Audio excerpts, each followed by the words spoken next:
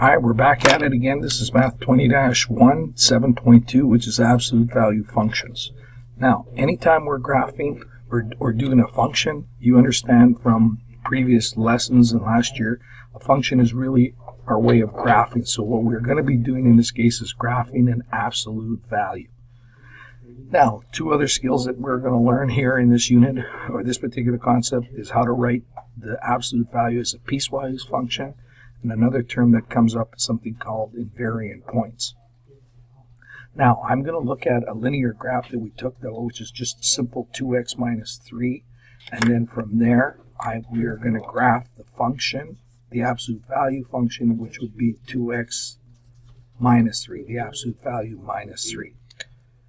Now, generally, when we start graphing linear functions, we'll take a look at just a table of values, just so that we can understand what's going on. And what I've done in this case is listed the x values for 2x minus 3 with the appropriate y values, and then understanding that all the y values, when you take the absolute value, will become a positive. And what we'll do is we'll look at this and see how these two graphs will compare by always looking at the original graph and learning how to draw from the original graph the absolute value graph. Okay, and from there we will write it as a piecewise function. Now, starting with this simple graph here that I've drawn already, okay, which is y is equal to 2x minus 3.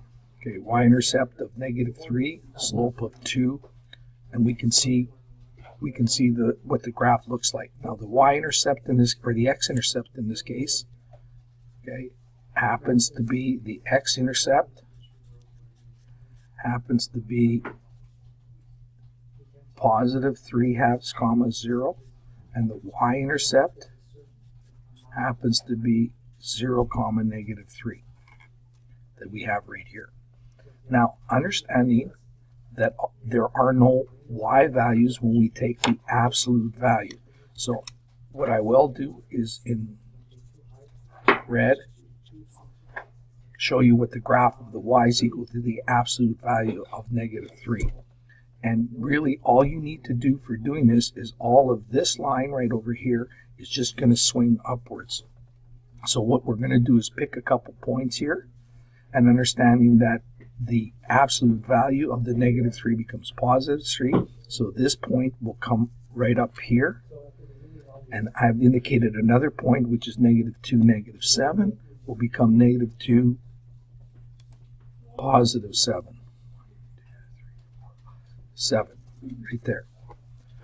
And from there, going to the x-intercept, you would draw a line going upward. And the pink indicates the absolute value graph, which you can see looks like the letter V.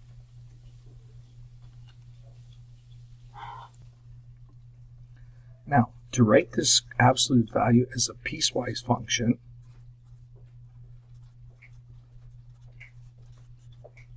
which is just another way of writing a absolute value function, but it's composed of two parts, each with its own specific domain.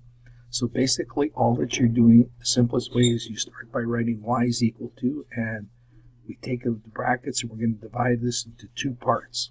The first part, you take the original function and write it here on top, and we will write the specific domain here for that particular part. And the second part is the part that swung upwards, and you simply take the negative value of this top part, which can also be written as 2x plus 3. Now, in this case right here, you have to write the specific domain. The specific domain starts with this one, which was y, or the x values. So we are looking at this domain right here. What is that domain starting from that x-intercept, which is the reason why we have to indicate it at the beginning here. So this would be x is greater than or equal to 3/2. And in this case, starting with here, we flip this part. This was the part that flipped upwards, so that would be x is less than 3/2. In this case, this whole part is called the piecewise function, which is just another way of writing the absolute value. you might be asking yourself, why are we doing this? As you continue on in math and get into a little bit of calculus, you will see that piecewise functions happen to take more prevalence in some of the concepts there. Now, the other concept I wanted to talk were something called invariant points. Now, these are points that don't change or are the same for both graphs. So they're the points that are the same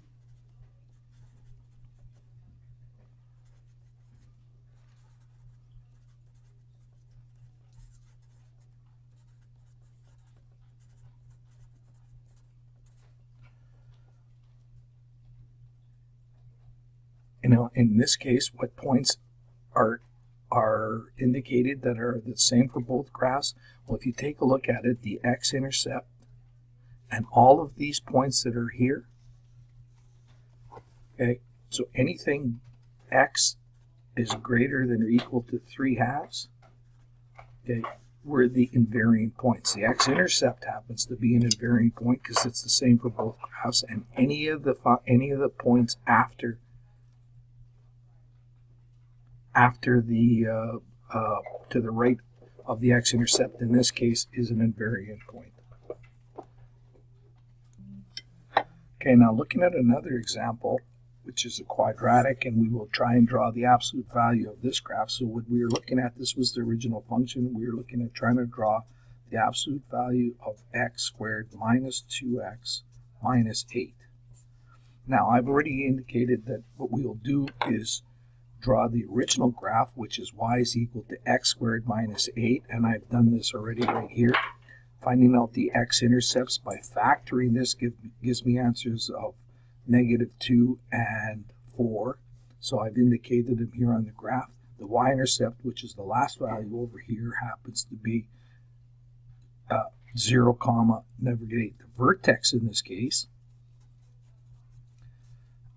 locating will be 1, -9. That's the vertex here, the y-intercept, and those are the x-intercepts. Now, rather than doing the table of values and everything like this, we will just simply draw the absolute value graph and then write it as a piecewise function given what this graph looks like already. Now, remembering, this is an invariant point, this is an invariant point, and all these values that are underneath the x-axis, which are all negative y values, have to be flipped upwards. So taking this vertex, and this is the simplest way of doing it, taking this vertex and we make the absolute value of -9 +9. So from here I go 1, 2, 3, 4, 5, 6, 7, 8, 9. So this becomes 1, +9. Now, this point right over here, again, we would take the absolute value of the -8, which would become a +8, and simply just, and as I said, this is a rounded off, not a point, and that indicates now your absolute value graph, because all the values that are underneath the x-axis become positive values. So what you see in pink or red is what the absolute value of this graph looks like. So all you're doing is taking all these points and flipping them upwards. Now, writing this as a piecewise function, now remembering what I said, it's broken down into two parts. You start with the original graph, x squared minus 2x minus 8, and we write the negative value.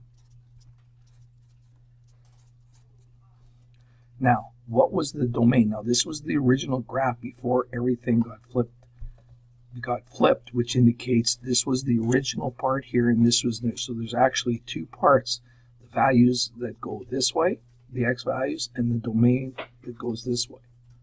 So this, in this case, indicates x has to be greater than or equal to whatever value that was, which happens in this case to be 4, or x has to be less than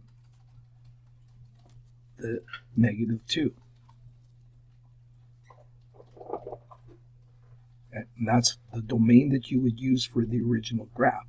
When we made the absolute value, which indicates this and flipped upwards, the domain occurs in between those two values. So from negative 2 to positive 4, x would have to be greater than the negative 2, but less than the negative 4. And that's how you would write the piecewise function. Okay, remembering the invariant points, the x-intercepts are the invariant points, and any of these values that did not change, okay, become the invariant points. Now remembering that this, okay, is probably the most sophisticated, and you won't be allowed to use your calculator, so you'll have to try and remember that, how to do these without giving the function or using your calculator. So it's really important that you learn how to do this algebraically. Good luck with that, and if you have any questions, please contact me, and good luck with your homework. Thank you.